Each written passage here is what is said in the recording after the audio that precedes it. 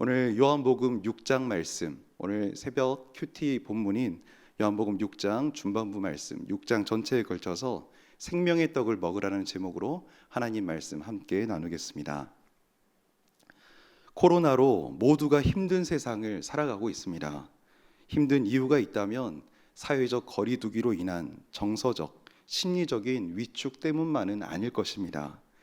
코로나로 인한 경제적인 고통을 겪으며 생존이 위협받는 시대, 미래를 알 수 없는 시대를 우리 모두가 살아가기 때문입니다. 코로나가 장기화되면서 개개인의 삶뿐만이 아니라 각 가정마다 소상공인, 중소기업, 대기업 가릴 것 없이 모든 경제활동의 주체들이 예측할 수 없는 상황 속에 경제적인 어려움이 고조되고 있는 상황입니다. 지역을 넘어 세계 국가들이 직면한 이 경제적인 고통 속에 각자의 돌파구를 찾고 있는 상황입니다.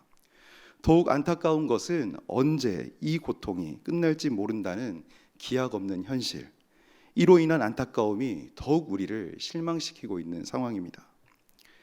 대통령을 뽑는 대선을 앞두고 있는 또 이 시점에서 이 점을 간과할 수 없겠죠. 이 힘든 시기에 어떤 대통령이 이 코로나 상황과 경제적인 난국을 헤쳐나가는데 적합한 인물일까? 과거의 행적과 의혹들에 물고 뜯는 대통령 후보들을 보면서 안타까운 심정이 들기도 합니다만, 그래도 그들의 공약과 비전들에 대해서 관심을 가지고 지켜보게 됩니다. 왜입니까? 한 국가의 대표가 될 대통령이 이 어려울 때를 잘 이겨낼 수 있도록 그 맡은 바 역할을 잘 해줬으면 하는 국민적인 기대가 있기 때문일 것입니다. 오늘 다소 우울한 현재를 설명하며 시작하는 것은 오늘 본문의 상황을 더욱 체감 있게 느껴보기 위함입니다. 국가적 위기 앞에 한 국가의 대통령에게도 거는 기대가 있는데, 오늘 본문에 예수님 시대 때에도 이런 기대감은 없었겠습니까? 예수님 당시의 사회상입니다. 오늘 본문에 나타난 예수님 당시의 사회상은 어떠했습니까? 그래도 좀 더 나은 대통령이 이 어려운 현실을 이겨낼 수 있도록 잘 이끌어 주기를 바라는 우리들의 소망과 같이, 아니 어쩌면 이보다 더 큰 기대와 소망으로 오늘 이스라엘 백성들이 염원하는 한 사람이 있었습니다. 그들은 로마의 압자 속에서 메시아에 대한 소망과 기대를 갖고 있었습니다.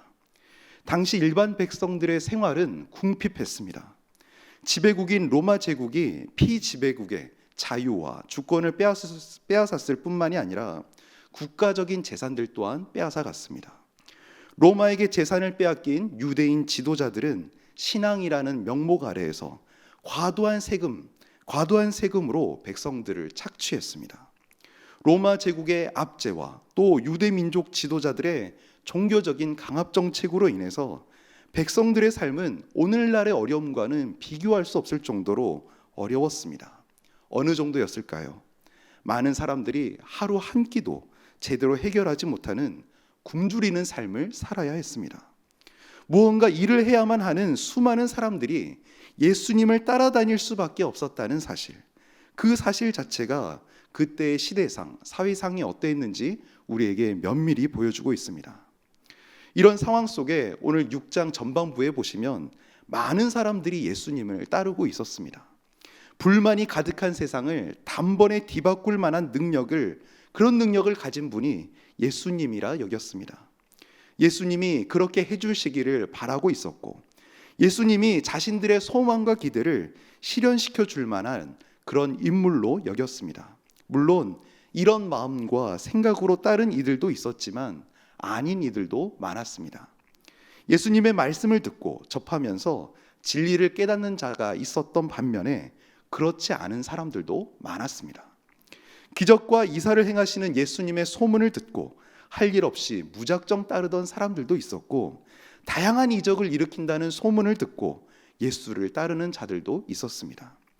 그들 가운데에는 당연히 그 예수님이 베푸시는 이적을 통해서 자신이 뭔가 혜택을 보려는 사람들도 있었고, 특히나 질병이나 오랜 불편함을 안고 살아온 환우들은 예수님을 통해 치유받기 원하는 그런 상황이었습니다.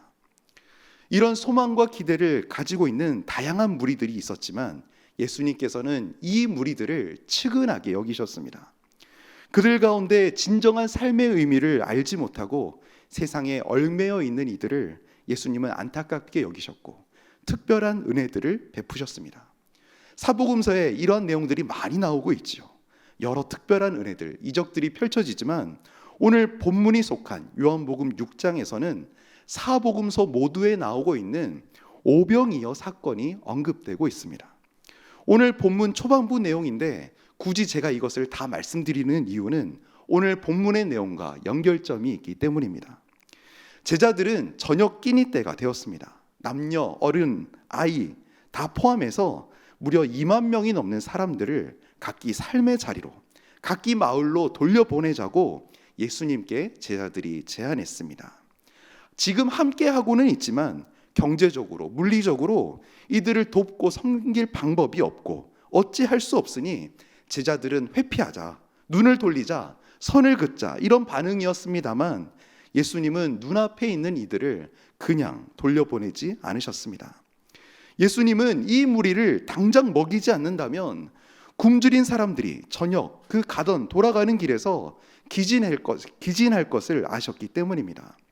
이때 빌립은 순간 값을 계산해서 200데나리온도 부족합니다라고 하면서 돈으로 인간적인 방법으로 해결하려는 제안을 했지만 예수님은 빌립의 조언을 듣고서 인간적인 계산과 방법으로 이것을 해결하지 않으셨습니다. 어떻게 하셨습니까? 예수님은 보리떡 5개와 물고기 2마리를 축사하심으로 하나님 방식대로 천국의 모형대로 모든 사람들을 열애 없이 실컷 배불리게 먹이셨습니다. 이 대목에서 우리가 알아야 할 것, 우리에게 알려주시는 것이 있습니다. 첫 번째, 예수님은 우리의 상황과 여건을 아시는 분이십니다. 두 번째, 예수님은 우리의 필요를 아시는 분이십니다. 우리의 배고픔을 아시고 우리의 목마름을 굳이 말하지 않아도 아시는 분이십니다. 그리고 오늘 본문을 통해 알려주시는 세 번째, 우리가 꼭 알아야 하는 것, 그것을 말씀하시는데 바로 이것입니다. 예수님은 우리의 의도와 목적을 아십니다. 오병이어의 기적을 베푸신 목적이 무엇이겠습니까? 무리를 긍휼하게 여기신 까닭이 전부인 것처럼 보이기는 하지만 오늘날 예수를 따르는 우리 같은 모든 예수의 제자들을 향해서 왜 예수께서 이 오병이어의 기적을 베푸셨는가? 오늘 본문 말씀을 통해서도 우리에게도 알려주고 계십니다. 예수님께서는 단순히 거기 모였던 이제 5,000명, 실제 어린아이, 여성 포함 2만 명 넘는 사람들에게 식사 한 끼 제공하는 목적으로 일회성 이벤트, 자선 공연, 자선 행사를 하신 것이 아니었습니다. 오늘 본문이 시작되는 6장 초반부에서는 분명히 이 오병이어 사건이 6월절 가까운 때에 일어난 사건임을 밝히고 있습니다. 무엇이 생각나십니까? 출애굽 시절에 6월절을 지나 하나님의 택한 백성으로 광야를 지날 때 만나와 메추라기를 통해 먹이셨던, 생명을 유지하도록 돌보셨던 하나님, 그 하나님의 사건을 연상시키시면서 하나님이신 예수 그리스도, 메시아이신 예수님을 보여주셨습니다. 예수님의 이 의도와 목적을 무리는 다 알지 못했습니다. 예수님은 기껏해야 배고픔을 채워주시는 분, 좀 더 나은 삶을 향한 갈망을 채워주는 분쯤으로 예수님을 여전히 바라보면서 그들의 욕망과 바람들을 더욱 키워갑니다. 어디까지 나아갑니까? 예수님의 놀라운 표적을 본 이 백성들은 예수님을 로마와 유대 종교 사회를 뒤집을 만한 그런 왕으로 옹립하고자 했습니다. 예수님의 이적과 기사에 대해 올바른 이해를 하지 못한 이들을 향해 이렇게 왕으로 세우려고 하는 예수님께서는 어떻게 대하셨습니까? 오늘 6장, 오늘 예수님의 말씀은 예수님의 시대, 이 무리들에게만이 아니라 오늘 이 자리에 함께 말씀을 듣고 나누는 우리 성도님들에게도 해당되는 말씀입니다. 예수님이 내게 어떤 의미이신가? 예수님이 이 땅에 어떤 의도와 목적을 가지고 오셨는지, 그리고 우리에게 예수 그리스도는 누구인지 우리에게 되물으십니다. 본문에 드러난 가르침이 여러 가지가 있지만 오늘 3가지를 중점적으로 살펴보겠습니다. 예수님은 예수님의 의도와 목적을 드러내시기 위해 어떻게 행하셨습니까? 먼저 첫 번째입니다. 예수님은 자리를 피하심으로 본인의 의도와 목적을 드러내셨습니다. 예수님을 왕으로 옹립하려는 백성들의 의도와 목적을 간파하셨습니다. 하나님의 뜻을 알지 못하는 이 어리석은 백성들의 정치적인 판단과 행동에 휩쓸리지 않으셨습니다. 그들은 자기들의 삶을 위해서 그와 같은 능력을 갖춘 왕이 필요하다고 여겼습니다. 이것은 진정한 믿음과 신앙에서 입각한 그런 생각과 판단이 아니었습니다. 왜입니까? 그들은 좀 더 배부른 삶을 원했기 때문입니다. 좀 더 지금의 현실보다 더 나은 삶을 갈망했기 때문입니다. 자기들에게 배부른 삶만을 줄 수 있다면 예수가 아닌 누가 왕이 되어도 괜찮다는 식의 그런 생각을 했을지도 모릅니다. 예수님께서는 그릇된 동기, 잘못된 의도로 예수는 슈퍼스타라며 추켜 세우는 분위기에서 빠져나오셨습니다. 왕으로 옹립하려는 그들의 잘못된 사고를 아시고 그 자리를 피하셨습니다. 어디까지 피하셨는지 보시기 바랍니다. 오늘 본문 앞에 어디로 피하셨냐면 폭풍 속으로 피하셨습니다. 고난을 자처하더라도 그릇된 의도와 동기를 벗어나는 것이 폭풍 속을 지나는 것보다 낫다고 여기셨기 때문입니다. 동일하게 폭풍 속에서도 어떻게 행하십니까? 두려움에 사로잡힌 제자들에게 물 위에서 걸어가시는 그 모습을 보여주시지요. 두려움에 떠는 제자들에게 자연적인 원리와 상식에 얽매이지 않는 메시아의 모습을 한 번 더 보여주시면서 다시금 본인의 의도와 목적을 명확히 밝히십니다. 단순한 이적을 베푸시는 수준을 뛰어넘어서 세상의 모든 피조 세계가 예수 그리스도의 권세 아래 있음을 제자들에게 뿐만 아니라 우리에게도 말씀하십니다. 예수님께서 우리에게 피하실 때가 있습니까?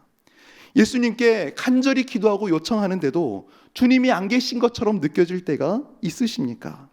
나의 통치자, 구세주가 되심을 잊어버리고 때로는 우리의 기도가 예수님을 수단 삼아 올리는 우리의 요청이 되어버릴 때 주님은 우리에게서 피하십니다. 누군가 우리를 그릇된 의도와 동기로 이용하려 될 때 그때 드는 그 불쾌감 그 이상으로 우리 예수님을 우리가 수단 삼아 그렇게 요청하고 그렇게 기도한다면 주님 또한 우리를 피하실 것입니다. 우리가 이런 주님을 기억하며 우리 생에 주님을 수단 삼지 않기를 간절히 소망합니다. 예수님은 예수님의 의도와 목적을 드러내시기 위해 우리의 잘못된 의도와 목적을 드러내시기 위해서 어떻게 행하십니까? 잘못된 동기와 의도, 그 목적을 직접적으로 말씀을 통해 드러내십니다. 직접적으로 말씀하십니다. 예수님을 왕으로 세우려고 하는 백성들의 요청을 피하기 위한 방편으로 폭풍이 있는 그 갈릴리 호수를 지나오셨는데 참 오늘 본문 말씀을 잘 보시면 이 예수님을 따라온 이들이 있었습니다. 이제 그 절대 무리는 아니었는데 그 무리 중에 대표로 여겨지는 갈릴리 지역 대표들로 보입니다. 무리들 중에 전부는 아니었지만 집요하게 예수님을 통해서 뭔가 이뤄보려는 동기를 가지고 쫓아온 이들이었습니다. 얼마나 집요했는지 24절에서 25절까지 말씀에 잘 드러나고 있습니다. 우리 함께 보시겠습니다.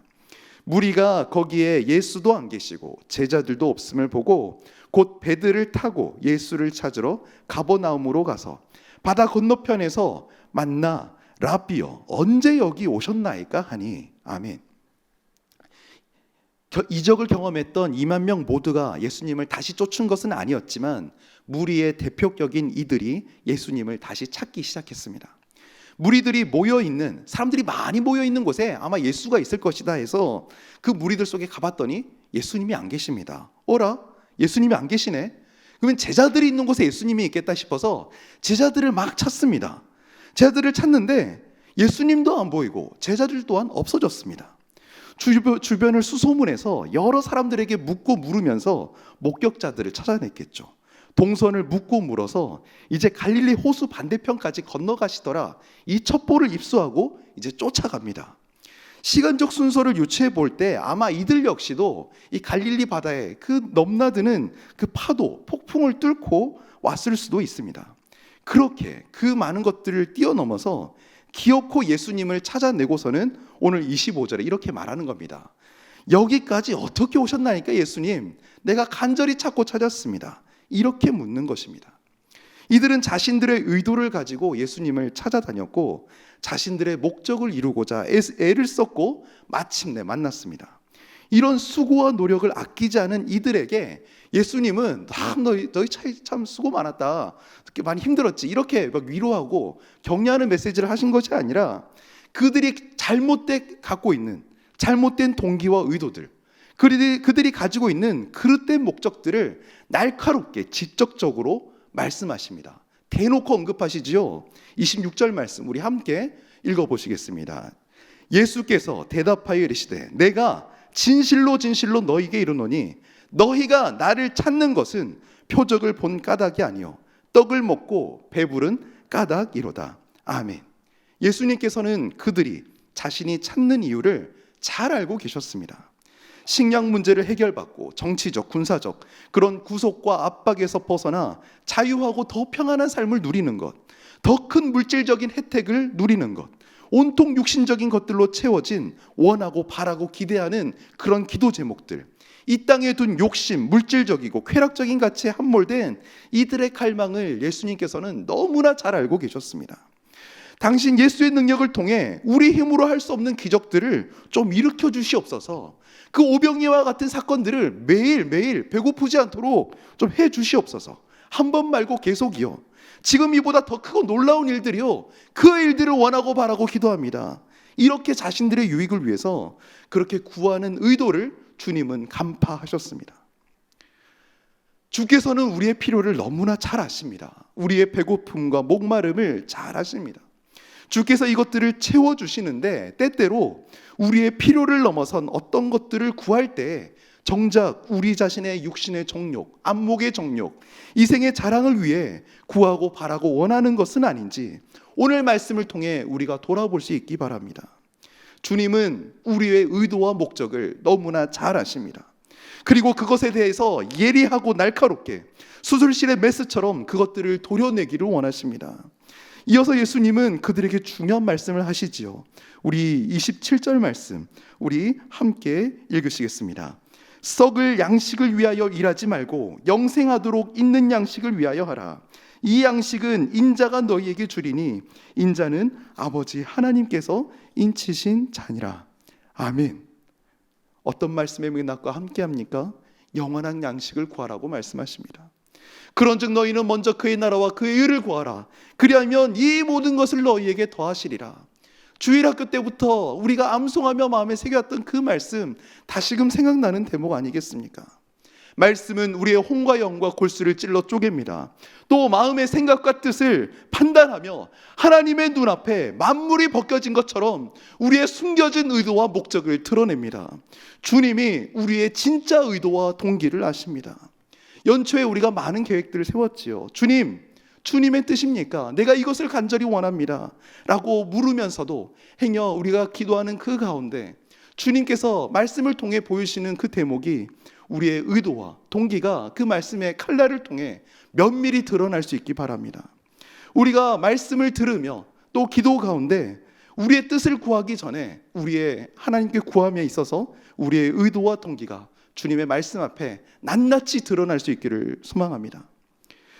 때로는 사역 가운데 어떻게 기도 없이 제가 어떤 일들을 행하다가 어떤 일들을 제 리더에게 구할 때 또는 요청을 드릴 때 이전에 사역 가운데 그런 경험들이 있었습니다. 뭔가 이렇게 브레이크가 걸리고 어떤 제안들이 막히는 상황 가운데 이게 왜 이렇게 막힐까? 간절히 기도했는데 요청했는데 그럴 때마다 주시는 그 깊은 마음속에 깨달음이 무엇이냐? 나의 이 사역의 욕심이 아니었나? 나의 의도적이고 이 동기, 의도 있는 나의 동기와 그 숨은 목적들이 나 자신을 드러내기 위하고 더 인정받기 원하는 그런 욕구들은 아니었나 돌아보게 될 때가 있습니다. 수고하고 애썼던 상황에 말씀으로 직언을 듣게 되는 그런 상황들은 우리 성도님들은 없으셨습니까? 어떤 순간에 뭔가 브레이크가 걸렸을 때 말씀으로 이와 같은 메시지를 들었을 때 그때 들었던 깨달음은 무엇이었습니까? 나의 의도와 동기를 돌아보시는 계기가 되지 않으셨습니까? 오늘 말씀을 통해서도 우리가 우리의 숨은 동기, 숨겨진 목적들이 말씀을 통해 낱낱이 이렇게 드러날 수 있기 소망합니다. 우리의 잘못된 의도와 목적을 폐하시고 예수님은 예수님의 의도와 목적을 드러내시기 위해 어떤 일들을 행하십니까? 마지막입니다. 영생하는 양식에 대해서, 생명의 떡에 대해서 참 진리의 말씀을 우리에게 선포하십니다. 예수님은 이들의 목적과 의도가 바로 잡혀지기를 원하셨습니다. 예수님께서 오병이어의 이적을 행하신 그 근본적인 목적이 무엇입니까? 굶주리는 백성들에게 한 끼 식사 거하게 대접하시고 죽기 직전에 허기를 면하게 하시는 것이 목적이 아니었습니다. 요한복음 전체에서 나는 뭐뭐이다, 에고에이미 이런 말이 계속 반복되죠. 7번 반복되는데, 나는 생명의 떡이다, 나는 세상의 빛이다, 나는 문이다, 나는 선한 목자다, 나는 부활이요 생명이다, 나는 길이요 진리요 생명이다, 나는 참 포도나무이다. 이렇게 7번 말씀하시는 것에 오늘 그 첫 번째입니다. 나는 생명의 떡이다, 나는 너희의 생명을 살리는 떡이다라고 말씀하십니다. 유월절을 앞두고 자신이 하나님의 어린 양으로 예루살렘 성전에 바쳐짐으로써 자기 자녀들을 위한 영원한 양식이 되실 것을 알려주시고자 이 일들을 행하셨습니다. 광야에서 먹었던 그 만나를 내리신 하나님, 생명 유지를 위한 그런 육체의 배를 불리는 양식을 뛰어넘어서 영생하는 양식, 예수 그리스도를 주시기 위해 이 땅에 오셨다는 그 목적을 드러내고 계십니다. 양식 걱정 없는 세상에서 살고 싶어하는 이들에게 진정한 양식이 무엇인지, 이 땅에서의 삶이 전부가 아니라 우리가 어디를 향하여 바라보고 나아가야 하는지를 분명히 말씀하시는 대목입니다. 우리 오늘 결론에 해당되는 35절 말씀, 우리 함께 천천히 읽겠습니다. 예수께서 이르시되 나는 생명의 떡이니 내게 오는 자는 결코 줄이지 아니할 터이요 나를 믿는 자는 영원히 목마르지 아니하리라. 아멘. 6장 전체를 꼭 묵상하시기를 당부드립니다. 예수님은 자신을 생명의 떡이라고 말씀하시면서 우리에게 여러 차례 영원한 양식 되심을 말씀하십니다. 41절 말씀에서는 하늘로부터 내려온 떡임을 말씀하십니다. 35절과 48절에서는 생명의 떡이라고 반복해서 말씀하시고 51절에서는 하늘로서 내려온 산떡이 바로 예수 그리스도이심을 밝히고 계십니다. 예수님은 자기의 욕망, 자신의 뜻을 이루고자 메시아에게 뭔가 요구하러 나온 이들에게 참 진리의 예수 그리스도이신 생명의 떡이 되신 예수를 먹으라고 말씀을 주셨습니다. 오늘 우리에게 주어진 삶 속에서 우리 성도님들에게 질문합니다. 무엇을 찾고 계시고 무엇을 구하고 계시며 무엇을 만나려 하고 계십니까? 우리의 주된 시간들은 무엇으로 채워지고 있습니까? 영상시대가 되어서 사람들의 이목을 끌만한 것들, 재미와 감동을 주는 수많은 콘텐츠들이 쏟아져 내리는 세상 속에서 우리는 무엇으로 우리 영혼의 허기들을 채우려 하고 있습니까? 하나님으로 채워져야 할 우리의 심령에 그릇된 것들로 채우고 있는 어떠한 것에도 만족을 누리지 못하는 우리에게 주님은 영원히 목마르지 아니하는, 결코 줄이지 않는 생명의 떡을 먹으라고 말씀하고 계십니다. 함께 기억하기 원합니다. 군중들은 무엇인가 보기 원하지만 예수님의 제자들에게 가장 필요한 것은 하나님의 뜻을 배우는 것입니다. 오늘 말씀을 통하여서 우리가 어떤 이적을 경험하고 원하기 이전에 오늘 생명의 말씀 대신 이 생명의 떡, 말씀의 떡, 예수 그리스도를 날마다 먹고 먹으며 우리가 영혼의 허기들을 채워갈 수 있기를 축복합니다. 청년 사역을 오랜 시간 감당해 왔습니다. 청년 사역 다른 교회에서 감당할 때 한 청년이 제게 질문합니다. 자기의 삶 속에 이적과 기사가 없고 자기는 수련회 때 그 충만함을 받는다는 그 성령 충만을 한 번도 경험하지 못했기에 목사님, 이런 제가 제대로 신앙생활을 하고 있는 건가요? 이런 질문을 제게 던져왔습니다. 좀 더 스펙타클한 경험이 많고 기도응답이 쏟아지고 뭔가 보고 이적을 체험하는 그런 이적들을 나 또한 경험하면 좋겠다고 그렇게 얘기를 하길래 제가 반대 질문을 던졌습니다. 우리 청년, 폭풍우 몰아칠 만한 사건 사고를 겪으면서 하나님의 은혜로 간신히 살아나고 죽을 병마에서 기적적으로 낫게 되는 그 과정을 겪어내면서 그 과정을 뚫고 지나오며 그렇게 신앙생활 한다면 자기 견뎌낼 자신이 있겠냐고. 남의 일로만 여겨지는 성경 속의 그런 스펙타클한 일들이 내 이야기가 되고 내 삶이 된다면 그걸 믿음 가운데 견디고 버티는 수준을 뛰어넘어서 넉넉히 승리할 그런 믿음으로 준비될 자신이 있겠냐고. 제가 그런 믿음이냐고 되물었더니 고개를 절러절러 지으며 일상 속에 감사하겠노라고 그런 답변을 전했습니다. 일상이 하나님의 은혜임을 뼈저리도록 경험하는 코로나 시대를 지나면서 외로움과 공고함에 지쳐있지 않고 매일의 삶 속에 생명의 떡으로 목마르지 아니하는 생수로 다가오시는 주님을 우리 모두가 날마다 먹고 마실 수 있기를 간절히 소원합니다. 매일 먹는 음식이 우리 살과 근육을 이루듯이 그 생명의 떡 예수 그리스도를 먹고 마심으로 인생에 겪게 되는 수많은 그 난파들을, 어려운 일들을 우리가 믿음으로 뛰어넘을 수 있기를 축복합니다. 마지막으로 요한복음 4장과 오늘 요한복음 6장의 말씀을 비교하며 예화로 마무리합니다. 사마리아 여인과 오늘 말씀 속의 무리가 똑같이 예수를 만났습니다. 차이는 다소 있지요. 이 사마리아 여인은 만날 수 없는 환경 속에 예수님이 찾아오셨고 대화 나누셨고 생수이신 예수님을 말씀하셨고 그 말씀을 받아들이고 메시아이신 예수를 만나자마자 자기가 살던 마을로 뛰쳐 돌아가서 예수를 만났노라고 그렇게 예수를 전하고 외치며 그런 삶으로 완전히 변화됩니다.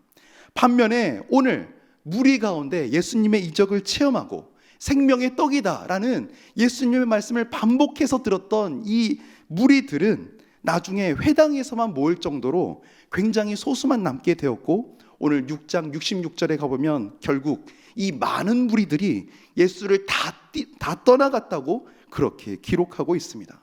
얼마나 대조적인 장면입니까?